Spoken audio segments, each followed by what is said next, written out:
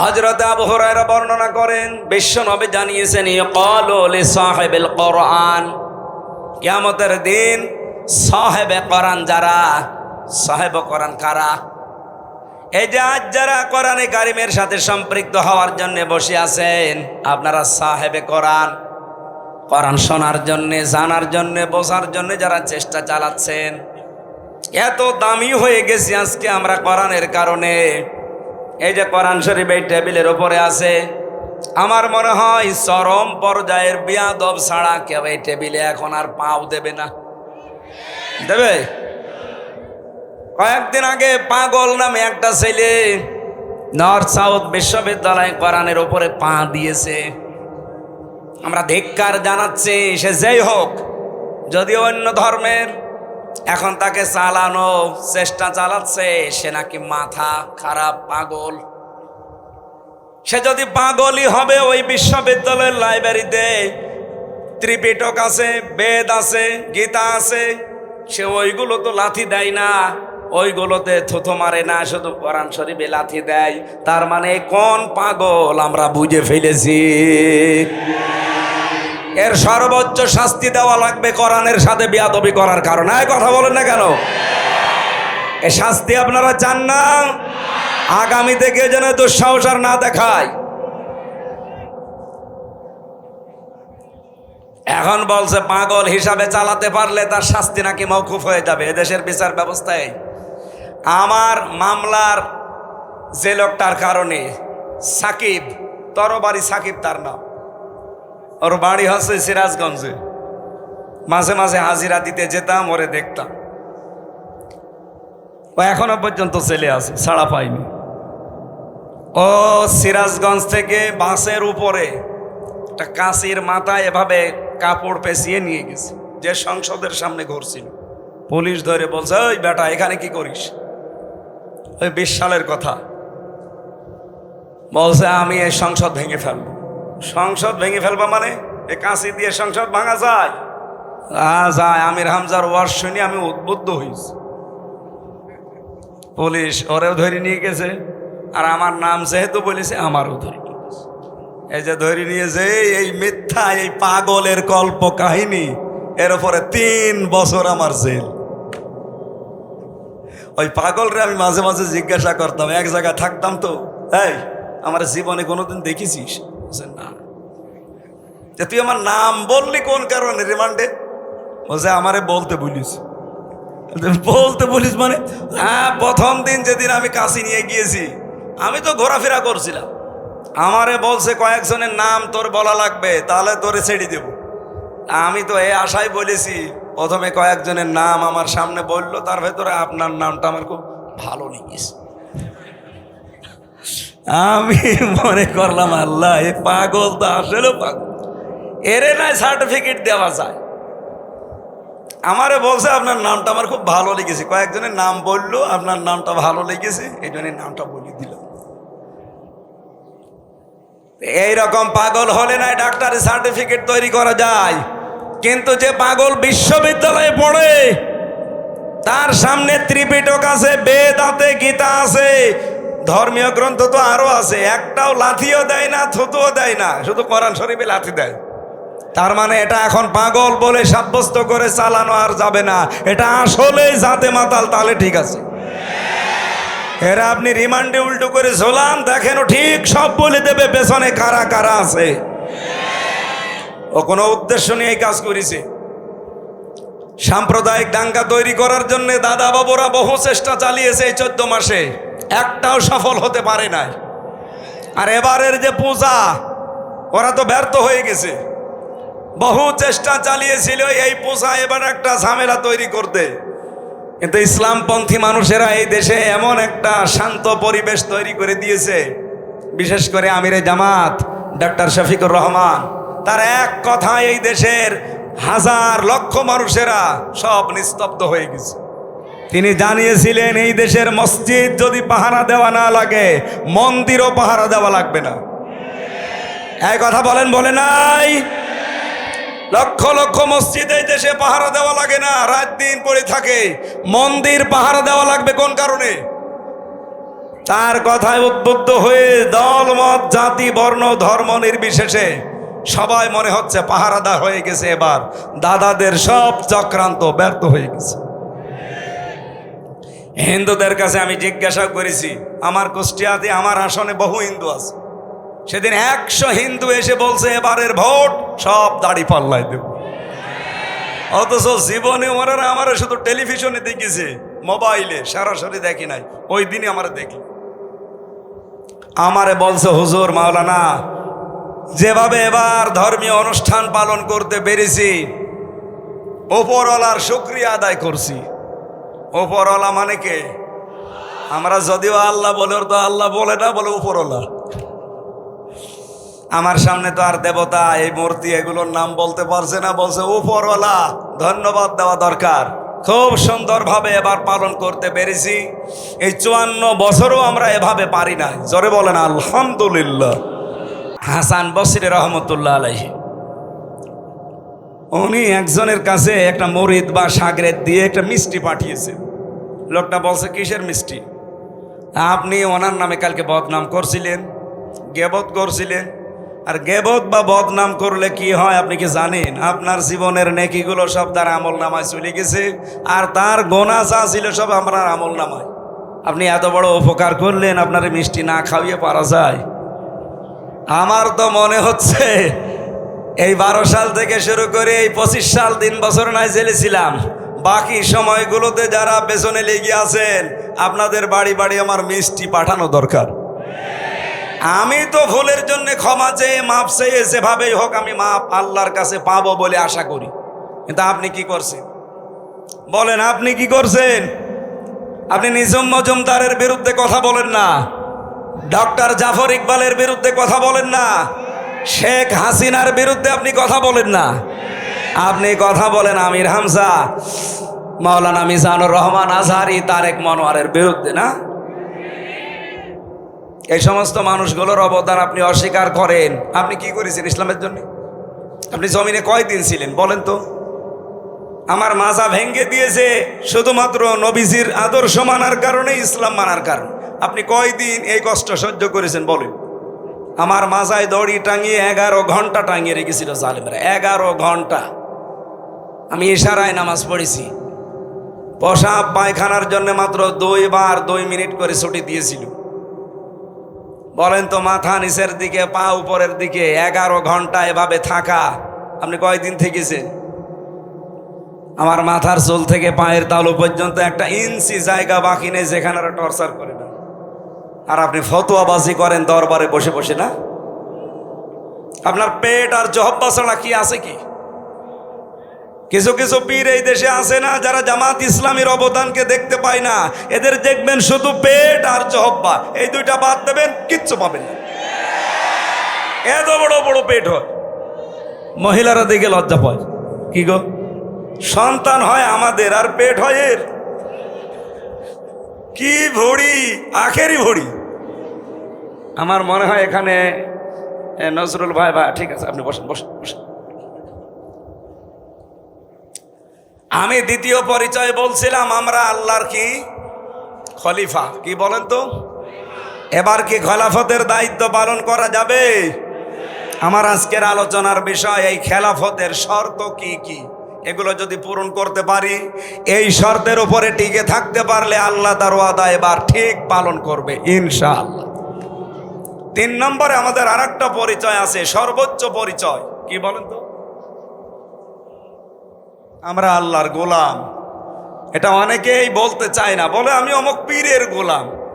ওর কোন জায়গায় মারবেন বলেন তো? ওয়াইন কুনতুম ফি রাইবিম মিম্মা নাযালনা আলা আবদিনা ফাতু বিসূরাতিম মিন মিসলি।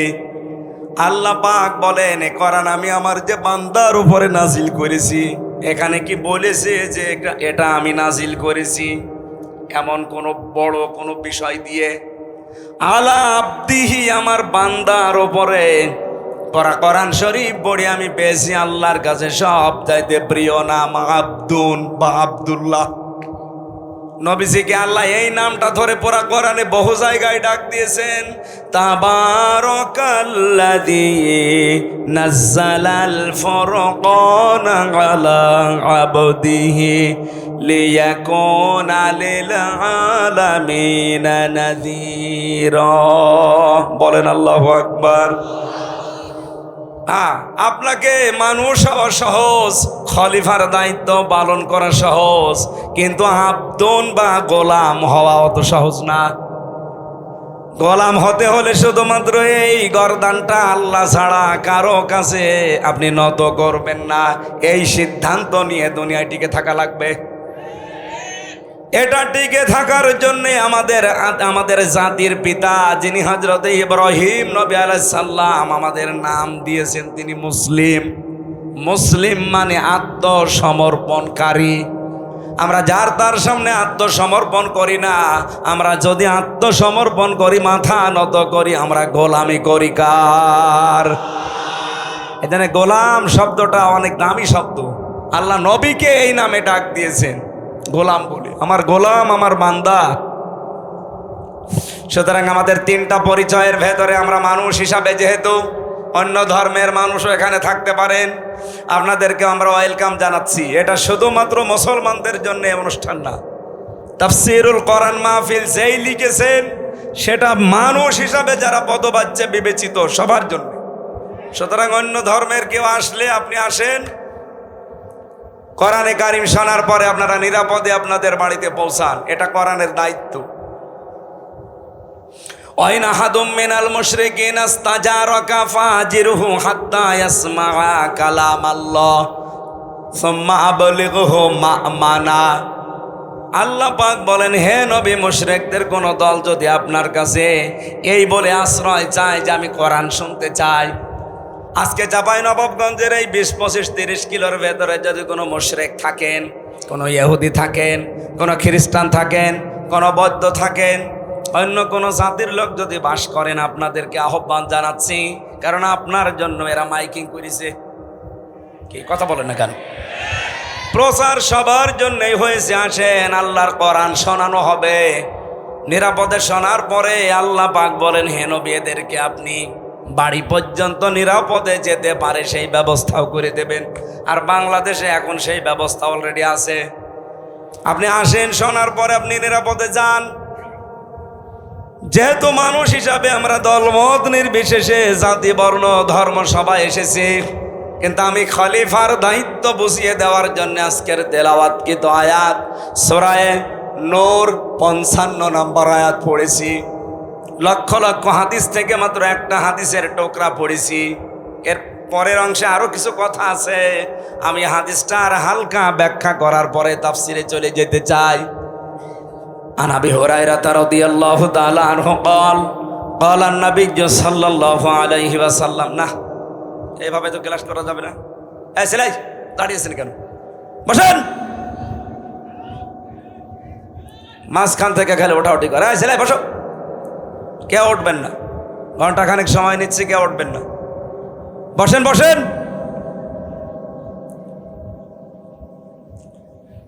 হযরত আবু হুরায়রা বর্ণনা করেন, বিশ্ব নবী জানিয়েছেন, ইয়াকালু লিসাহিবিল কোরআন, কিয়ামতের দিন সাহেবে কোরআন যারা, সাহেব কোরআন কারা?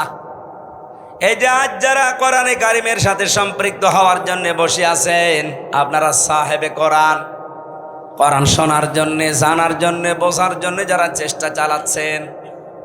এত দামি হয়ে গেছি আজকে আমরা কোরআনের কারণে।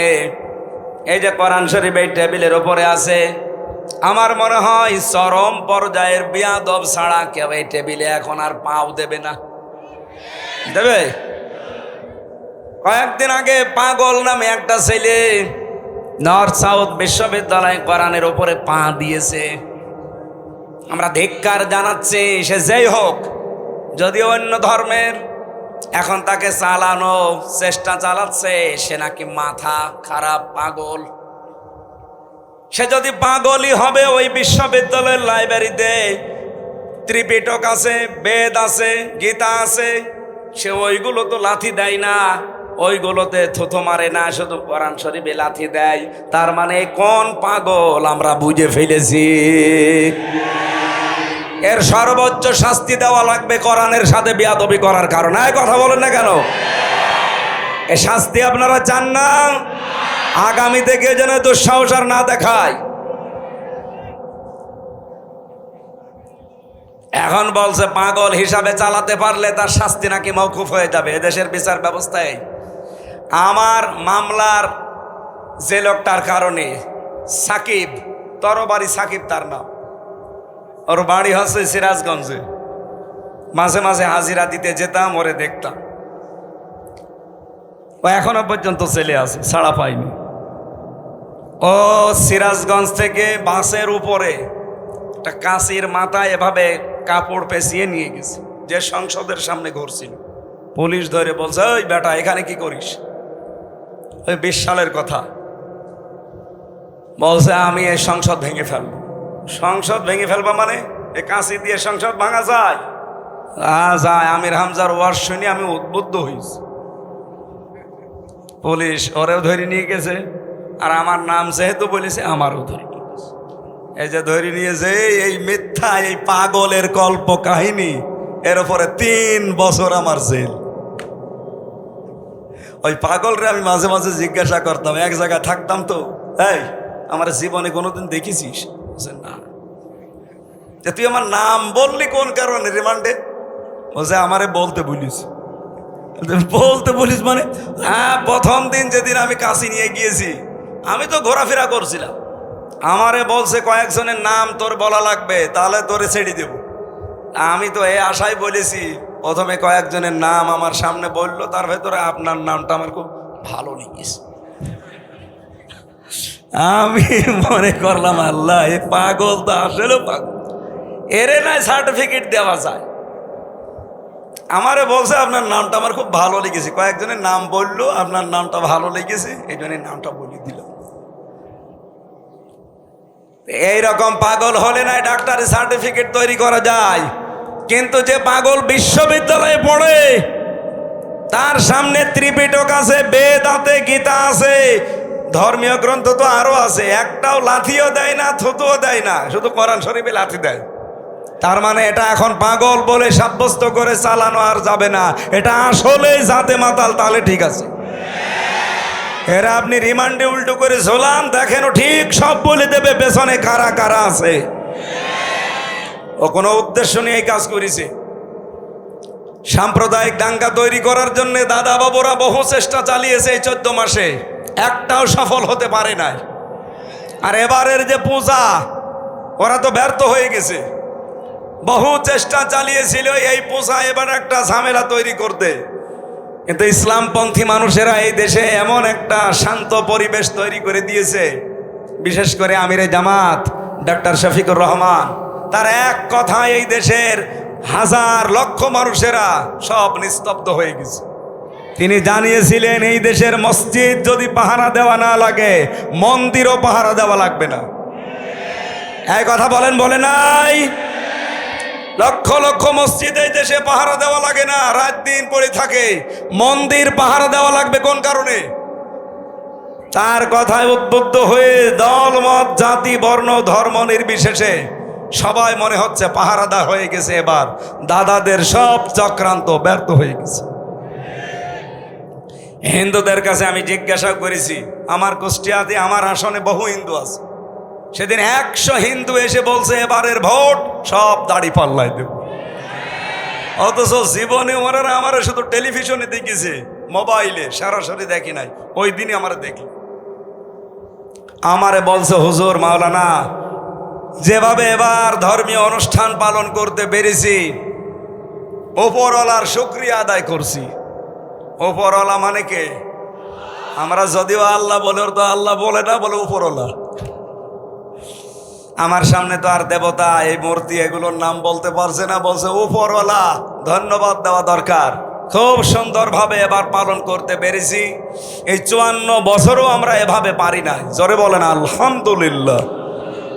এটা বিশ্বের বিবেক যারা, মোড়ল যারা, এটা শুনতে পান না?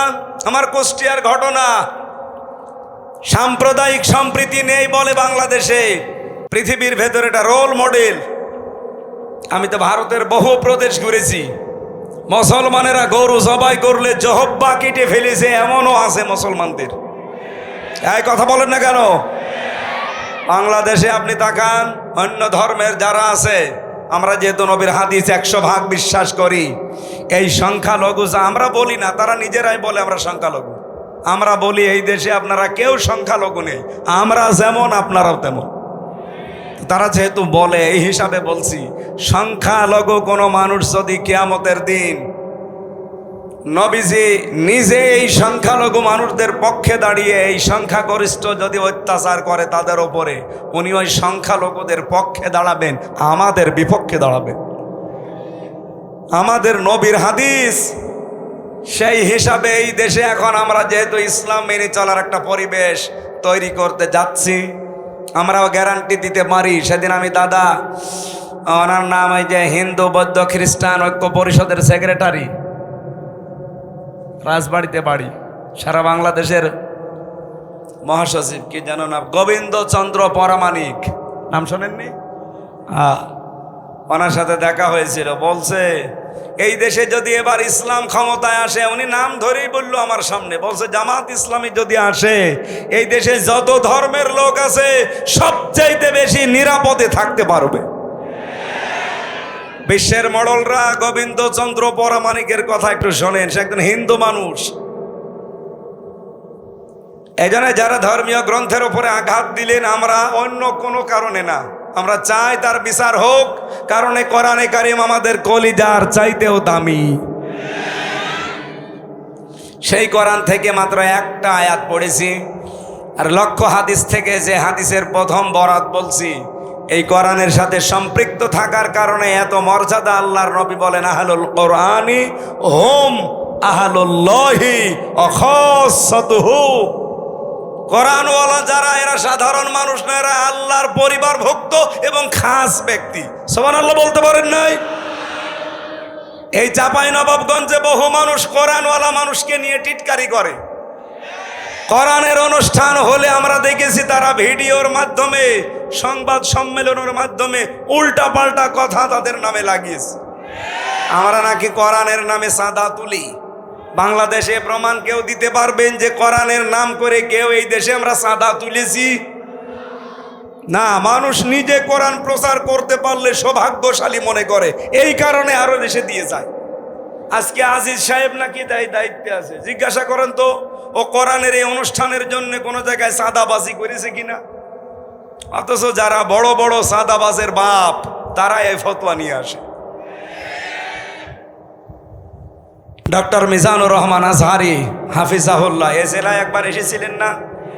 তাকে নিয়ে আমি কয়েকজনের কথা শুনলাম, তারা একেবারে খেয়ে দিয়ে লেগেছে মাথায় কাপড় বেঁধে। মুফাসসিরে কোরআন দুইজনই এমন এমন ফতোয়াবাজি আরম্ভ করেছে দুইজন মিলে। এই মিজান আজহারি আসার কারণে চাঁপাইনবাবগঞ্জের নাকি প্রত্যেক বাড়ি থেকে চাউল ডাউল কালেকশন করা হয়েছে। এমন কোনো বাড়ি ঘর নেই, দোকানপাট নেই যেখানে চাঁদাবাজি করা হয়নি। আরে ভাই, আপনার মতো চাঁদাবাজি করতেছে কি পাথর মেরে আমি মানুষ মেরে ফেলি? কোরআন প্রচারের দায়িত্ব যেমন আমার, যেই লোকটা 5টা টাকা দিচ্ছে তারও দায়িত্ব এটা। সে হয়তো সরাসরি ভাবে আসতে পারে না, টাকা দিয়ে সাহায্য করে, কথা বলেন না কেন? আর আপনি এইটাকে আপনার মতো চাঁদাবাজি হিসাবে চালিয়ে দিচ্ছেন। কোথায় চাঁদা কোরআনের জন্য দান করা আর কোথায় চাঁদাবাজি করা? এ আকাশ আর পাতালের চাইতেও বেশি ফারাক না? নিজেদের অপরাধগুলো ঢাকতে তারা এই উল্টাপাল্টা কথা সামনে নিয়ে আসে। মানুষ এখন আর পাগল নেই, কারণ এটা তো আর আগস্টের 5 তারিখের আগে না, এখন অক্টোবরের 9 তারিখ চলছে। হ্যাঁ, কথা বলেন। 54 বছরে বহু কিছু খাওয়িয়েছেন, এখন আর খাওয়াতে পারবেন না, কারণ এখন শুধু মানুষ না, এখন আমরা আল্লাহর খলিফা। এই খেলাফতের শর্ত কি, খলিফা হতে হলে কি কি করা লাগবে, ওই কথাগুলো আজকে শুনে যাবেন তো নাকি? কোরআন দিয়ে বলবো আমি ইনশাআল্লাহ। কিয়ামতের দিন এই সাহেবে কোরআন যারা, নবীজি বলেন আল্লাহ নিজে বলবেন ইকরা পড়ো, আর তাকি উপরে ওঠো, অরত্তিল কিভাবে পড়বা? তার তিলের সাথে পড়ো। কামা কংতা তোরত্তিল ফের দুনিয়া, যেভাবে দুনিয়ায় পড়তে। ও চাপাই বাসে এটা রেকর্ড হচ্ছে, সারা বাংলাদেশের মানুষকে আমি জানাতে চাই, কোরআনে কারিম যদি কিয়ামতের দিন পড়ে পড়ে উপরে উঠতে চান, তার মানে ৬,৬৬৬টা আয়াত আমরা অনেকেই জানি, এটা প্রসিদ্ধ। ৬,২৩৬টা আয়াত এটা বিশুদ্ধ, যেটাই ধরেন সেটাই ঠিক আছে। কিয়ামতের দিন যদি এততলা বিল্ডিং এর উপরে থাকতে চান, আপনি দুনিয়াতে কোরআন পড়বেন ওইভাবে। কিভাবে? আল্লাহর নবী দিয়েছেন রত্তিল। পড়া কোরআনে আপনি 3টা শব্দ পাবেন কোরআন পড়ার ব্যাপারে, করা, রতালা আর তালাওয়া। 3টা শব্দের ব্যাখ্যা করতে গিয়ে আমি পেয়েছি 4টা অর্থ। কোন মানুষ যদি কোরআন পড়তে চায়, সে যেন শুদ্ধ করে পড়ে তার তিলের সাথে। ওয়ারাতিলিল কোরআন তারতিলা। আমি আশা করবো আজকে থেকে সিদ্ধান্ত নিয়ে যাবেন, এই রমজান আসার আগে আপনি তার তিলের সাথে শুদ্ধ করে কোরআন পড়ার শিখবেন। এই দাবি আমি করতে পারি কিনা বলেন তো? যারা যারা পারেন না তারা হাত তোলেন। লিল্লাহে তাকবীর।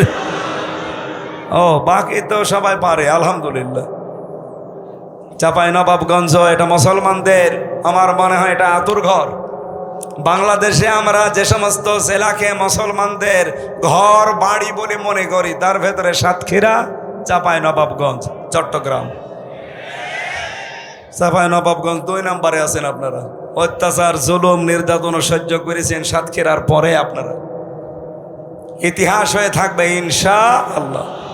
তাহলে এই দাবি আপনারা আশা করছি রমজান আসার আগে পূরণ করবেন। 2 নম্বরে কোরআনে কারিম শুধু পড়লে হবে না, তার তিলের সাথে পড়ার 4টা যে শর্ত বলছে, এটা আমি বানিয়ে বলছি না, ইবনে মাসউদ থেকে বর্ণিত। নবীজি জানিয়েছেন কোরআনে কারিমকে কেউ যদি হক আদায় করে পড়তে চায়, আল্লাযীনা আতাইনাহুমুল কিতাবা ইয়াতলুনাহু হাক্কা তিলাওয়াতি। সূরা বাকারার 221 নম্বর আয়াতের প্রথম অংশে আছে, আমি এই কোরআন যাদেরকে দিয়েছি তারা এর হক আদায় করে তেলাওয়াত করে। উলাইকা ইউমিনুনা বিহি, এরা আমার কোরআনে বিশ্বাসী। ওয়া ইয়াকফুর বিহি ফাউলাইকা হুমুল খাসিরুন। এখানে হক আদায় করে যদি কেউ না পড়ে কোরআন, আল্লাহ বলেন তারা কোরআন বিশ্বাস করে না, এই মানুষগুলো ক্ষতিগ্রস্ত। বলেন নাউজুবিল্লাহ। এ পর্যন্ত আমার মনে হয় আপনি আয়াত শোনার পরে কিছু বোঝেননি, এবার বুঝবেন। এদিকে তাকান। আল্লাহ যে হাক্কা তিলাওয়াতি দিয়েছেন, হক আদায় করে তেলাওয়াত। আমি হক আদায় করে তেলাওয়াতের ব্যাখ্যা যতগুলো তাফসির মিলিয়েছি, ফি জিলালিল কোরআনে আমার কাছে সবচাইতে বেশি পারফেক্ট মনে হয়েছে। সাইয়্যিদ কুতুব রহমতুল্লাহ আলাইহি তিনি বলেন, কেউ যদি কোরআন হক আদায় করে পড়তে চায়, সে যেন তেলাওয়াত করে থেমে থেমে শুদ্ধ করে স্পষ্টভাবে, যেটা আমি আপনাদের আহ্বান জানালাম। 2 নম্বরে শুধু পড়লে হবে না, এটাকে আপনাকে বোঝার চেষ্টা করা লাগবে। কি কথা বুঝতেছে? আপনি দেখবেন সূরা হিজরের 87 নম্বর আয়াতটা একটু বাড়ি দে। ওয়ালাকাদ আতাইনাকা সাবআম মিনাল মাসানি ওয়াল কুরআনাল আযীম। বলেন আল্লাহু আকবার। আল্লাহ বলেন, অবশ্যই আমি হে নবী আপনার কাছে 7টা আয়াত বিশিষ্ট একটা কোরআন দিয়েছি। এটা পূর্ণ পাঠ করা লাগে। এই যে বারবার আপনাকে কোরআন পাঠ করা লাগে কেন জানেন? এই মহান কোরআনকে, এই 7 আয়াত বিশিষ্ট সূরাকে আমরা সূরা ফাতিহা বলে ডাকি। কেন বারবার এটা পড়া লাগে? দিন রাত 24 ঘন্টায় শুধু ফরজ নামাজও কেউ যদি পড়ে 17 রাকাত, কয় রাকাত? এই 17 রাকাত নামাজের প্রতি রাকাতে এই সূরা ফাতিহা কিন্তু একবার করে পড়া লাগে। কি কথা বলেন না কেন? কেন বারবার এটা রিভাইজ দিচ্ছেন, বারবার এটা রিপিট করছেন কেন? একটা উদ্দেশ্য আল্লাহর আছে, আপনি যেন বোঝেন যে আপনি কি বলতে চান আল্লাহকে। পড়া কোরআন শরীফ আমি একটা স্টাডির জায়গায় রেখে দেখলাম কোরআনে কারিমে আল্লাহ তেলাওয়াত সাজিয়েছেন 5 ওয়াক্ত নামাজের ফরজ, সুন্নত, ওয়াজিব, নফল। এই নামাজগুলো যদি আপনি পড়তে থাকেন, তাহাজ্জুদ আছে, ইশরাক আছে, আওবিন আছে, বিভিন্ন নামাজ আছে। এই নামাজগুলোতে যদি কোরআন শরীফ আপনি নিয়মিত পড়েন, আমি মিলিয়েছিলাম জেলখানায় থাকতে এটা 7 দিনে পড়া কোরআন শরীফ নামাজের ভেতরে পড়ে শেষ করা সম্ভব। আমি নিজে পড়েছি 5 ওয়াক্ত নামাজ মিলে। আমি সুন্নত পড়লেও 4 পৃষ্ঠা দিয়ে 4 রাকাত পড়তাম। তাহাজ্জুদে প্রায় 2 পারা, 2.5 পারা, 3 পারা চেষ্টা করতাম পড়ার। এরপরে আওয়াবিন নামাজে 1 পারা, এরপরে ইশরাক নামাজে 1 পারা। এভাবে করে করে আমি দেখেছি 7 দিনে পুরা কোরআন শরীফ শুধু নামাজেই শেষ করা সম্ভব। ওই সময় আমি একটা চিন্তা নিয়ে এসেছিলাম, কেন আল্লাহ এই সিস্টেমগুলো করে দিলেন এত তেলাওয়াতের। আমার বুঝ এসেছে এটা কোরআন কেন্দ্রিক যদি মানুষ জীবন গঠন করতে পারে, ওকে আপনি এই পৃথিবীতে পিটিয়েও শিরিক করাতে পারবেন না। এটা আমি বুঝে ফেলেছি ওই সময়। আপনি দেখবেন, এই জন্য নামাজের ভেতরে পড়বেন, একটু বোঝার চেষ্টা করবেন যে কি পড়ছেন। নামাজে যাওয়ার আগে 2-5 মিনিট অন্তত বাংলা অর্থটা, শাব্দিক অর্থগুলো একটু দেখে যাবেন। নামাজে তেলাওয়াত করলে আপনার মন বসে যাবে। 3 নম্বরে শুধু বুঝলে হবে না, যা বুঝলেন ওইটা আপনার প্র্যাকটিক্যাল লাইফে মানা লাগবে। কথা বলেন না কেন? আমার প্রশ্ন, এই বাংলাদেশে এই 54 বছরে কোরআনে কারিম আছে না নেই? আরো জোরে। কিন্তু ব্যক্তিগত জীবন থেকে আন্তর্জাতিক জীবন পর্যন্ত মেনে চলার পরিবেশ আছে। এমন এমন অফিস এই দেশে আছে সরকারি, যেখানে চেষ্টা করলেও হালালকে হালাল জানে মানা যায় না, হারামকে হারাম জেনে মানা যায় না। এরকম অফিস নেই দেশে? চলেন আপনাকে দেখাবো। 3টা বছর আমি নিজে প্র্যাকটিক্যাল দেখেছি। আদালতের ইট পর্যন্ত টাকা চাই। আমার মনে হচ্ছে ইটও এভাবে তাকিয়ে আছে 3 কোনা হয়ে যে টাকা দেন। আপনি বাংলাদেশের একটা অফিসের নাম বলেন যেখানে আজ টাকা ছাড়া ফাইল চলে না? ফাইল চলেই না, টাকা দেবেন, ফাইলের মনে হয় হাত পা বেড়ে যায়। ঘোষ যদি এখন অনেকাংশে বন্ধ হয়েছে, কিন্তু 100% বন্ধ এখনো হয়নি। এটা 100% বন্ধ কিয়ামতের আগে সম্ভব না, যতদিন আল্লাহর কোরআন এই দেশে কায়েম না হবে। সাইয়েদ কুতুব এইটাই বোঝাতে চেয়েছেন। তাহলে 3 নাম্বার শর্ত বলছিলাম আপনাকে, এটা মানতে হবে। আর মানার জন্য আমরা এবার চেষ্টা চালাচ্ছি পরিবেশ তৈরি করার। কথা বলছে না কেন? চাঁপাইনবাবগঞ্জের এই 11 নম্বর ওয়ার্ড থেকে শুরু করে সংসদ পর্যন্ত এমন ভাবে এবার কোরআন দিয়ে আমরা সাজাতে চাই যেন কোরআনে 11 নম্বর ওয়ার্ড থেকে সংসদ পর্যন্ত মানা যায়। চাঁপাইবাসে 4 নাম্বারটা বলছিলাম, এই পৃথিবীর ময়দানে কোরআন যেন মানুষ মানতে পারে সেই ব্যবস্থা করে দিতে হবে। এই 4টা বিষয় যারা মেনে চলে তারা কোরআন হক আদায় করে পড়ে। আল্লাহর ভাষায় এরাই মাত্র কোরআনে বিশ্বাসী। এবার আপনি নিজের সাথে আয়াতটা মিলান, বাংলাদেশে কোরআনে বিশ্বাসী মানুষ কেমন পাবেন? আজ কত মানুষ কোরআনের রেফারেন্স দেয় সংসদে দাঁড়িয়ে, অথচ এই 4টার একটাও মানে না। আমি নিজে তাকে প্রমাণ করব। আসেন, আপনি যদি আমার সামনে শুদ্ধ করে কোরআনে কারিমের একটা সূরা পড়তে পারেন, আপনাকে আমি মিষ্টি খাওয়াবো। অথচ রেফারেন্স দিচ্ছে কোরআনের, মনে হচ্ছে আল্লামা হয়ে গেছে। স্বামী আর স্ত্রী বানিয়েছে কোন মিস্ত্রি? 1 নাম্বার তো পেলাম না। 2 নাম্বারে কোরআনে কারিম বুঝবে, শুধু আয়াত পড়ে লাকুম দিন হুকুম ওলিয়া দিন লা ইকরাহা ফিদ্দিন, অথচ আয়াতের বাংলা অর্থও যদি সঠিকভাবে বলতে পারে আমি মিষ্টি খাওয়াবো। বাংলাটাও পারে না। একটা আয়াতের কমপক্ষে আমি 33টা করে অর্থ পেয়েছি, আমার এই মোবাইলে আছে। কয়টা বলতে পারবেন আপনি? লা ইকরাহা ফিদ্দিন, দিনের ব্যাপারে বাড়াবাড়ি নেই। লাকুম দীনুকুম ওয়ালিয়া দিন, তোমার ধর্ম তোমার, আমার ধর্ম আমার। এটা কি বুঝেছেন আপনি? 33টা অর্থ করা লাগবে এক একটা আয়াতের। আপনি আন্দাজে একটা আয়াত পড়ে বাংলা অর্থ জানা নেই, আগা নেই, মাথা নেই বলে দিলেন। কোন আয়াত থেকে রেফারেন্স দিতে হলে কমপক্ষে উসুলে তাফসিরের মূল নীতি হচ্ছে তার আগের আয়াত পরের আয়াতের সাথে সম্পর্ক আগে বলা লাগে। যারা আলেম আছে জিজ্ঞাসা করেন তো, উসুলে তাফসিরের মূল নীতি 15টা, এর 9 নাম্বার নীতি হচ্ছে আগের আয়াত পরের আয়াতের সাথে রিলেটেড কি আছে এটা আপনাকে আগে জানা লাগবে। আপনি কোন কারণে লাকুম দীনুকুম ওয়ালিয়া দিন ফতোয়া দিতে যান? এদেশে বহু মানুষ এই ফতোয়া দিতে গিয়ে ধরা খেয়েছে। হাসিনাও একবার বলেছিল লাকুম দীনুকুম ওয়ালিয়া দিন, রাহুল বুখারী। এটা বলে নাই? আয়াত পড়ছে কোরআনের, দলিল দিয়েছে বুখারীর। 3 নাম্বারটাও নেই, আপনি মেনেও চলেন না। আপনার 3.5 হাত বডির ভেতরে ইসলাম নেই। কথা বলেন না কেন? আপনি তাকান, তার 3.5 হাত বডির ভেতরে ইসলাম আছে, তার পরিবারে ইসলাম আছে, তার স্ত্রী দেখলে শয়তান পর্যন্ত লজ্জা পায়। একটা বউ হইল, বউ দেশে মানুষের নেই। চাঁপাইনবাবগঞ্জের জন্য বদনাম একটা, কি বউ গো, আমি নিচে নামলাম না। আবার তারা ভুল ধরে জামাত ইসলামী বাংলাদেশের আদর্শ নিয়ে। আপনার তো আদর্শই নেই। জামাত ইসলামী বাংলাদেশের যে আদর্শ আছে এই জন্যই তারা টিকে আছে।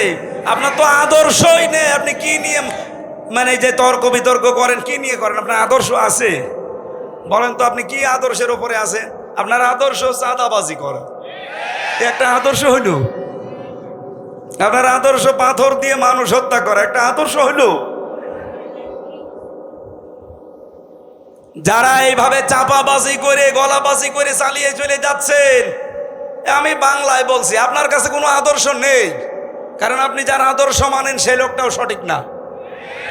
এই পৃথিবীতে আমরা যার আদর্শ মানি তিনি সঠিক। মুহাম্মাদুর রাসূলুল্লাহ, তিনি সঠিক ছিলেন, তাকে আল্লাহ নিজে পরিচালিত করত।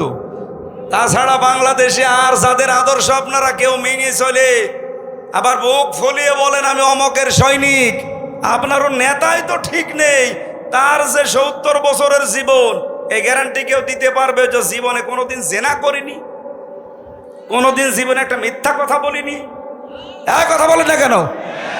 তো আমরা যারা আদর্শ প্রচার করি, কায়েম করতে চাই, গ্যারান্টি আমরা দিতে পারি। ওয়া ইন্নাকা লাআলা খুলুকিন আযীম, এমন মহান চরিত্র আল্লাহ তাকে দিয়েছে, কিয়ামত পর্যন্ত কুল কিনারা করে পাবেন না যে কি আদর্শ তার ভেতরে আল্লাহ দিয়েছে। আযীম শব্দ আল্লাহ কাউকে দেয়নি, মুহাম্মদ রাসূলুল্লাহকে দিয়েছেন। আর এক জায়গায় দিয়েছেন আল কোরআন আল আযীম। ওইটা কিছুক্ষণ আগে সূরা হিজরের 87 নাম্বার আয়াত পড়লাম। কোরআনকে আল্লাহ আযীম বলেছেন, আর মুহাম্মদ রাসূলুল্লাহর আদর্শকে আল্লাহ আযীম বলেছেন। সুবহানাল্লাহ বলতে পারেন নাই? এজন্যই চাপাবাজি গলাবাজি বাদ দেন। আমরা চাপাবাজি করছি, গলাবাজি করছি, আমাদের একটা আদর্শ আছে। আর আপনারা যারা এগুলো করেন, একটারও কোনো আদর্শ নেই। আপনার যা ভালো লাগে করতে পারেন। আপনার রাগ হবে আমি জানি, আপনার রাগ দেখার জন্য আমি আসি না, আমি সঠিকটা তুলে ধরলাম। যারা এই কথাগুলো আমাদের উপরে দোষ চাপিয়ে দিতে চান, উল্টাপাল্টা, পেছনের দিকে আর যেতে চাই না। এখন আমরা এই দেশকে সামনের দিকে নিয়ে যেতে চাই। 4 নাম্বারটাও আপনারা চেষ্টা করেন না, কিন্তু আমরা চেষ্টা করছি। আমরা চাই নিজে শুধু মানব না, মানুষ যেন মানতে পারে সেই ব্যবস্থা করে দিতে চাই। কামা কুনতা তুরাত্তিলু ফিদ দুনিয়া, এইভাবে করে আমরা যেহেতু পড়ছি, কিয়ামতের দিন আমরা এই হক আদায় করে পড়তে পারবো। অরাত্তিল অরতাকি, পড়বো আর উপরে উঠতে থাকবো। ফাইন্না মানসিলাকা ইনদা আখিরি আয়াতিন তাকরাউহা, নবীজি বলেন পড়তে পড়তে যেখানে পড়া শেষ হয়ে যাবে ওই জায়গায় আল্লাহ তোমার স্থান দেবে। জোরে বলেন সুবহানাল্লাহ। এই হাদিসটা আমি সহ যারা এসেছি প্রত্যেকের জীবনে আল্লাহ যেন মানার তৌফিক দেন। সূরা নূর 55 নম্বর আয়াত। এখানে 64টা আয়াত আছে, মাত্র একটা আয়াত পড়েছি। আমার আলোচনার বিষয় আমরা যে আল্লাহর খলিফা, এই খেলাফতের দায়িত্ব পালন করতে হলে কি কি শর্ত মানা লাগবে সেইগুলো আল্লাহ রাব্বুল আলামিন বলেন। এদিকে তাকান ভাই, না হচ্ছে না, ক্লাস এভাবে হবে না। আপনি এখানে আসলেন কেন? হ্যাঁ,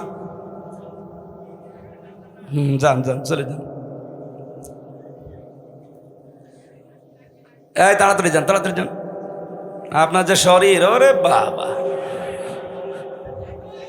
এ তো মনে হচ্ছে জবাই করলে 2 গ্রাম খানা হয়ে যাবে। না, ওইরকম স্বাস্থ্যই দরকার। আমার তো শেষ করে দিয়েছে। হাসিনার ওপরে এমনি রাগ হয় আমার, এই কারণে আমার কণ্ঠও শেষ করে দিয়েছে। তেঁতুল খাবিয়ে খাবিয়ে, যৌবন তেঁতুল খাবিয়ে শেষ করে দিয়েছে। এমনকি আমার এই কণ্ঠটাও নষ্ট করে দিয়েছে তেঁতুল খাবিয়ে। প্রত্যেক খাবারে খালি আমার তেঁতুল দিত। খেলে খান, না খেলে না খেয়ে মরে যান। কারণ ওই ফাঁসির কন্ডেম ছেলে কেউ দেখারও কেউ নেই, বলারও কেউ নেই। ওই শয়তানদের যা বলতো ওরা তাই করতো। আর কপালটাও আমার খারাপ। কারারক্ষের দায়িত্বে যেই কয়টা পেয়েছিলাম, 100টার ভেতরে আমার মনে হয় 90টাই সব মালায়ন। মালায়ন তো বলা ঠিক না, হিন্দু। দেবদুলাল, সুব্রত বালা, আশিক কুমার, চয়ন ঘোষ, নাম মুখস্থ করে ফেলেছি। বলেন তো, যাদের নাম বলছে সব তো আল্লাহর ওলি নাকি? মাইকে জ্বর বাড়িয়ে দিন, গলা ভেঙে যাচ্ছে, রিভাব দিয়ে দিন।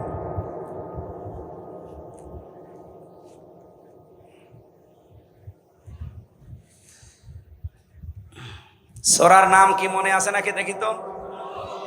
নূর। কোরআনের 55টা নাম আছে, তার ভেতরে 5 নাম্বার নাম পেয়েছি আমি, নূর। কোরআনের নাম কি? এই নূর একটা সূরারও নাম। আল্লাহ রাব্বুল আলামিন ইরশাদ করছেন, ওয়া'দাল্লাহুল্লাযীনা আমানু মিনকুম ওয়া আমিলুস সলিহাত।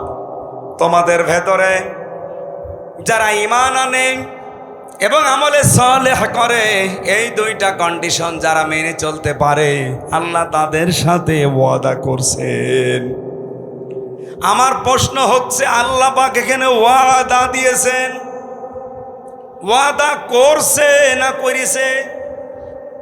এটা মাঝি, অতীতের শব্দ। আল্লাহ ওয়াদা করে ফেলেছেন। আমার প্রশ্ন, বলেন তো, আল্লাহর ওয়াদা যখন থেকে তিনি করলেন, ওই দিন থেকে আজকের দিন পর্যন্ত মিথ্যা হয়েছে?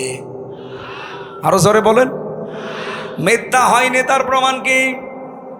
আল্লাহ পাক বলেন, কামাস্তাখলাফাল্লাযীনা মিন ক্বাবলিহিম লা ইস্তাখলিফান্নাহুম ফিল আরদ। লামে তাকিদ নুনে সাকিলা। অবশ্যই আমি আল্লাহ তাদেরকে জমিনের খেলাফতি, শাসন ক্ষমতা, জমিনের কর্তৃত্ব, নেতৃত্ব দান করব, যেমন তাদের পূর্বপুরুষদেরকে আমি আল্লাহ দিয়েছিলাম। আল্লাহর ওয়াদা যে সত্য, এর প্রমাণ এইটাই। এর আগে যারাই দুনিয়া থেকে ঈমান আর আমলের পরীক্ষায় উত্তীর্ণ হতে পেরেছে, একটা মানুষকে আমার আল্লাহ তার এই ওয়াদা থেকে বঞ্চিত করেন নাই। প্রতিটি মানুষদেরকে আমার আল্লাহ ওয়াদা দেখিয়েছেন। যারা ঈমানের উপরে টিকেছিল, ঈমান আনলেই শুধু হয় না, ঈমান টিকিয়ে রাখতে হয়। এখানে বহু মানুষ বসে আছেন, যদি জিজ্ঞাসা করি নামাজ ভেঙে যায় কয়টা কারণে বলেন তো, বলে 7 কারণে। কথা বলেন না কেন? যদি এখন বলা হয় যে রোজা ভেঙে যায় কয় কারণে বলেন তো, হয়তো 10টা কারণ বলবেন। কোন মানুষকে যদি জিজ্ঞাসা করি, এখানে যারা একটু জাননেওয়ালা, যে হজ ভেঙে যায় কয় কারণে, যদি ওর লেখাপড়া করা থাকে বলতে পারবে যে হজ এই কয় কারণে ভেঙে যায়। আমার মনে হচ্ছে এখানে একটা বিষয় 100 জনের প্রায় 90 জন পারবে না। যদি এখন বলা হয় যে ঈমান ভেঙে যায় কয় কারণে, 100 জনের 90 জনই ফেল করবে। এই কথা বলেন না কেন? অথচ খেলাফতের এই দায়িত্ব দেওয়ার জন্য প্রথম শর্ত ঈমান। আপনার ঈমান থাকলেই হবে না, ঈমান আবার ভেঙে যায়, নষ্ট হয়ে যায়। ঈমান যেন টিকে থাকে, সেই জন্য ঈমান ভাঙার কারণগুলো জানা লাগবে। আমি একটা একটা করে হাদিস থেকে বলছি, মিলিয়ে নেন আপনার ভেতরে পাওয়া যায় কিনা। 1 নম্বরে, ইবাদতে আল্লাহর সঙ্গে যদি কাউকে শিরিক করেন, আপনার ঈমান ভেঙে যাবে। সূরা মায়েদার 72 নম্বর আয়াতে আছে দলিলটা, সূরা নিসার 48 নম্বর আছে। দুই নম্বরে আল্লাহ ও বান্দার মধ্যে কাউকে মধ্যস্থকারী কেউ যদি মনে করে তাহলে তার ঈমান ভেঙে যাবে। এটা সূরা ইউনূসের 18 নম্বর আয়াতে আছে। কাফেরকে কেউ যদি কাফের মনে না করে তার ঈমান ভেঙে যাবে। সূরা আলে ইমরানের 28 নম্বর আয়াতে আছে। মুসলমানদের বিরুদ্ধে মুশরিকদের সমর্থন এবং সহযোগিতা করা, যেটাই বাংলাদেশে এখন একটু বেশি হচ্ছে। অনেকেই শেয়ার পাওয়ার জন্য ঈমানের ধার ধারছেন না, দাদারা যা বলছে ও তাই করছে। আমি নাম না নিয়ে বললাম, আপনি দেখেন এটার সহযোগিতা করলে আপনার ঈমান ভেঙে যাবে। সূরা মায়েদার 51 নম্বর আয়াতে আছে, সূরা তাওবার 23 নম্বর আয়াতে আছে। জাদু শিক্ষা করা এবং শেখানো আপনার ঈমান ভেঙে যাবে। সূরা বাকারার 102 নম্বর আয়াতে আছে। দিনের কোন বিধানকে নিয়ে যদি কেউ ঠাট্টা বিদ্রুপ মস্কারা করে তার ঈমান ভেঙে যাবে। সূরা তাওবার 65-66 নম্বর আয়াতে আছে। দিন ইসলাম থেকে কেউ যদি মুখ ফিরিয়ে অন্য দিনের দিকে একটু মুখ ঘুরিয়ে নেয়, এটা সূরা সাজদার 22 নম্বর আয়াতে আছে। কাউকে দিন শরীয়তের ঊর্ধ্বে যদি কেউ মনে করে তার ঈমান ভেঙে যায়। সূরা মায়েদার 3 নম্বর আয়াতে আছে। রাসূলুল্লাহর ফয়সালার তুলনায় অন্য কারো ফয়সালাকে কেউ যদি উত্তম মনে করে, এটা সূরা নিসার 65 নম্বর আয়াতে আছে।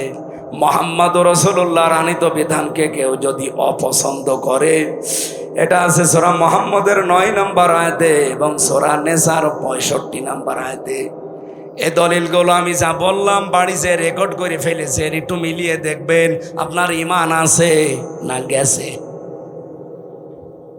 কোরআনে কারীম জানাচ্ছে, ওয়ামিনান নাসি মান ইয়াকুলু আমান্না বিল্লাহি ওয়া বিল ইয়াউমিল আখিরি ওয়া মা হুম বিমুমিনিন। মানুষের ভেতরে অনেক মানুষ এমন আছে বলে আল্লাহ তোমাকে বিশ্বাস করি, কিয়ামত হবে তাও বিশ্বাস করি।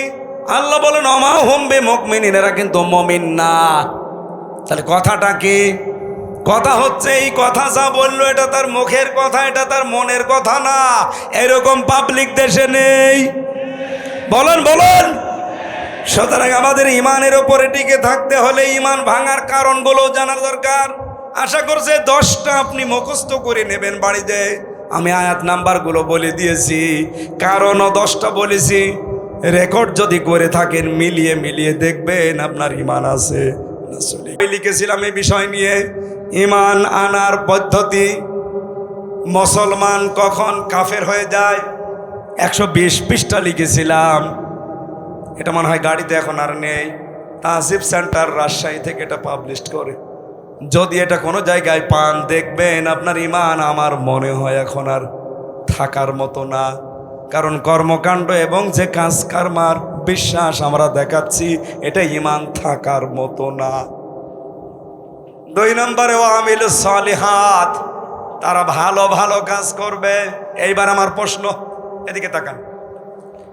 যতগুলো ডিকশনারি আমি পড়েছি দেখেছি, এখানে আলেম যারা আছে কেউ কি বলতে পারবেন যে সালেহ মানে শুধুমাত্র নেক সৎ? এখন আধুনিক ব্যাখ্যাগুলো বের হচ্ছে, আপনি দেখেন সালেহ মানে যোগ্য। সালেহ মানে কি? যোগ্য। যারা ঈমান আনার পরে যারা যোগ্য হবে, যারা নিজেদেরকে যোগ্যতা সম্পন্ন করে গড়ে তুলবে তাকওয়ার ভিত্তিতে, এই মানুষগুলোর সাথে আমার আল্লাহর ওয়াদা হচ্ছে জমিনের শাসন ক্ষমতা আল্লাহ তাদেরকে দেবে।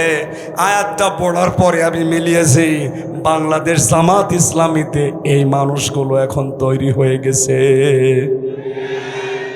আপনি রাগ করলেও এটা সঠিক কথা।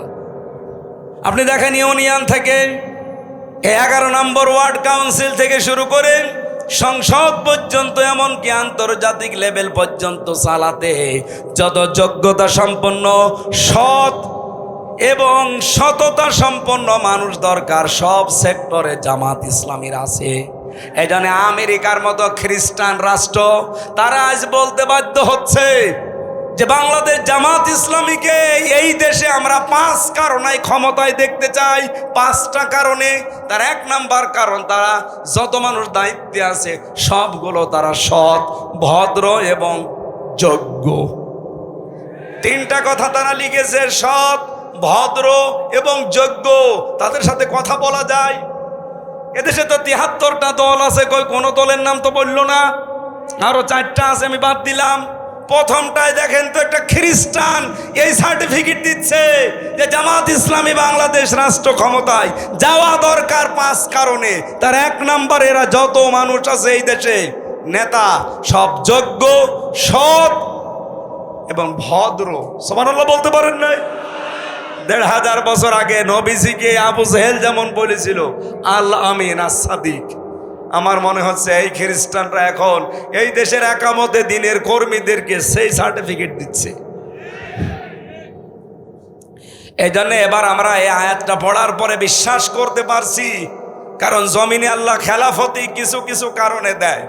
তার 1 নাম্বার কারণ, যখন আল্লাহ দেখে জমিনে এই মানুষগুলো সবচাইতে বেশি অত্যাচারিত হচ্ছে, এই অত্যাচারের বদলা হিসাবে তাদেরকে শাসন ক্ষমতায় বসিয়ে দেয়। এটা আছে সূরা কাসাসের 5 এবং 6 নাম্বার আয়াত। অনুরিদু আন্না মুন্না আলাল্লাযিনা ইসতাদআফু ফিল আরদ। আমি আল্লাহ একটা ইচ্ছা করলাম, ফেরাউন যাদেরকে জমিনে দুর্বল করে রাখতে চেয়েছিল জুলুম, অত্যাচার, নির্যাতন করে, অনাজালাহুম আইম্মাতান, আমি চাইলাম তাদেরকে জমিনের নেতৃত্ব, কর্তৃত্ব দিয়ে নেতা বানিয়ে দিতে। আল্লাহ নেতা বানিয়ে দিচ্ছে না। অনাজালাহুমুল ওয়ারিসিন, এবং এই জমিনের শাসন ক্ষমতা বিশেষ করে ওয়ারিস তাদেরকে বানিয়ে দেব। এতটুকু আল্লাহ শেষ করে দেননি। অনুমাক্কিনা লাহুম ফিল আরদ, তাদেরকে আমি জমিনের কর্তৃত্ব দান করব, শাসন ক্ষমতায় বসিয়ে দেব। কেন বসাবো?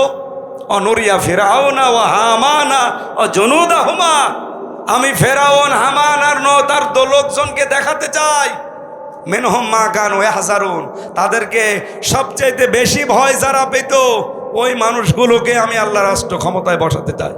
বাংলাদেশ জামাত ইসলামীকে এই দেশের জালেম রাম আর বামরা এই 54 বছর সবচাইতে বেশি ভয় পেয়েছে।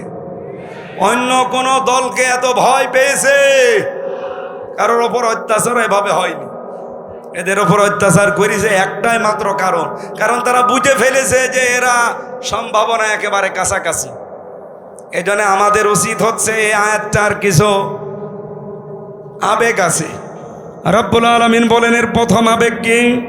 আমি আল্লাহ কি করব জানো? ওয়ালা ইউবাদদিলান্নাহুম ওয়ালা ইউমাক্কিনান্নাহুম দীনাহুমুল্লাযী ইরতাদালাহুম, তোমাদের জন্য আমি যেই দিনকে পছন্দ করি ওই দিন আমি তোমাদের ওই জমিনে কায়েম করে দেব।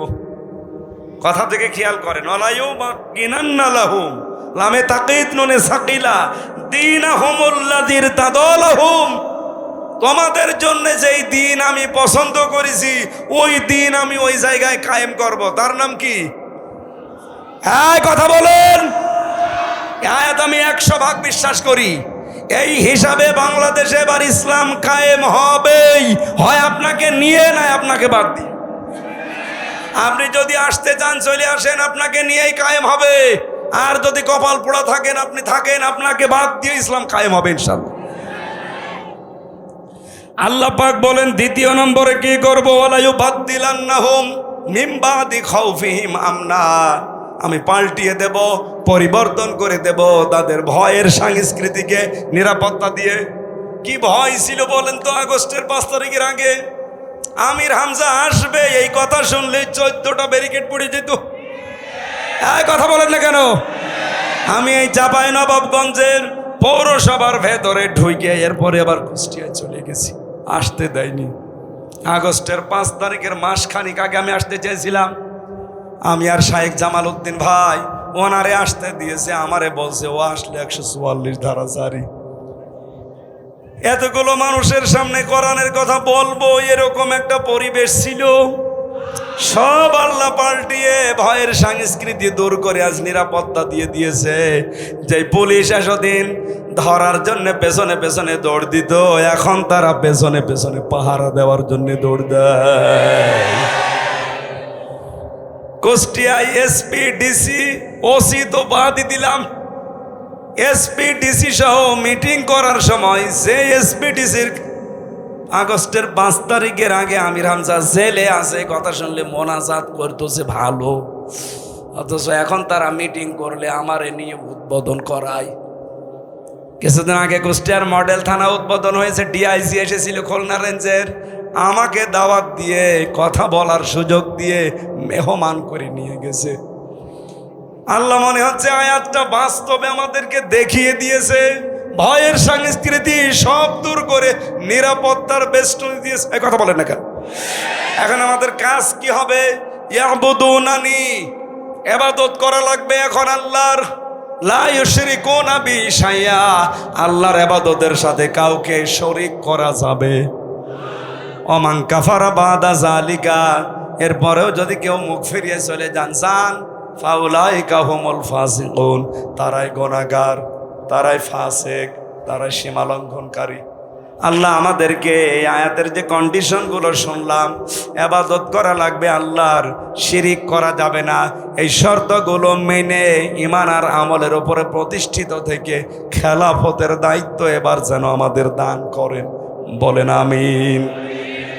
মেয়েরা যারা এসেছেন বিভিন্ন জায়গায়, শুধু নামাজ পড়া, রোজা রাখা আর কালো বোরকা পরা ইবাদত না। আপনার জন্য আমার লিখিত বই আছে, দাম্পত্য জীবনের কলহ এবং তার সমাধান। এটা মেয়েদের, প্রত্যেক বউকে পড়াবে ও কেন গন্ডগোল করে। আর এটা ঈমান আনার যে পদ্ধতি বললাম, এই যেটা নোট করেছিলাম এই বই থেকে, আমার লিখিত বই, এটা নিয়েছেন, কাজে লাগবে, মেয়েদেরকে দেবেন, মঞ্চে আছে। আমি যতটুকু বুঝেছি, পরিবারে আর শান্তির পেছনে, শান্তি না থাকার পেছনে দায়ী বউ আর শাশুড়ি, এই দুইজনের ছোট মনের কারণে। এই কথা বলা লাগবে। আমার মতো হাজার হাজার স্বামী এখানে বসে আছে। মেয়েরা যারা এসেছেন, এবার একটু ঘুম থেকে ওঠেন। আপনারা তো ঘুমাচ্ছেন, ওঠেন। শুধু নামাজ পড়বেন, রোজা রাখবেন, কালো বোরকা পরবেন, জান্নাতে চলে যাবেন না। যেই মেয়েটা পুত্রবধূ হয়ে আসে, ওইটাকে নিজের মেয়ের মতো মনে করা লাগবে। এটা আজ 100টার 98টা শাশুড়ি মনে করে না। এই কথা বলে না কেন? নিজের মেয়ে 4টা 5টা করে সেদ্ধ ডিম খায়, দুধ খায়, কলা খায়, বাকিগুলোর নাম নাই বললাম, মরণের খাওয়া খায়, কিচ্ছু বলে না। আর বেটার বউ যদি একটা সেদ্ধ ডিম খায়, চোখ মোটামুটি করে তাকায়। এরকম শাশুড়ি দেশে নেই। মেয়েদেরকে বলা দরকার যে কার শাশুড়ি এরকম ছোট মনের, হাত তোলেন তো। এই আপনি কি মেয়ে লোক? মেয়ে লোককে বলছি। শাশুড়ি যারা আছেন, আমি তো নিজের থেকে বলছি, আমার শাশুড়ি আমি খেতে পারলে যা খুশি হয়, যা আনন্দ পায়, আমি দেখেছি আমার বউ বেশি খেতে পারলে আমার মা ওই পরিমাণে খুশি হয় না। এরকম মাও দেশে নেই। আপনি মা একজন উদার হবেন আমার জন্যে, আমার বউর জন্যে, তারপরে তো সংসারে শান্তি আসবে। আপনার এই ছোট মনের কারণে আমিও অশান্তিতে আছি, আমার এই বউটাও অশান্তিতে আছে। এই কথা বলছেন না কেন? আমার মনে হয় বউ আর শাশুড়ি যারা আছে, এরপরেও যদি এরা সোজা না হয়, এ কোরআন শরীফ বুখারী শরীফ দিয়ে হবে না, এদের বাকারি শরীফ লাগবে। আল্লাহ মেয়েদেরকে হযরতে খাদিজার মতো বানিয়ে দেন, বলেন আমিন।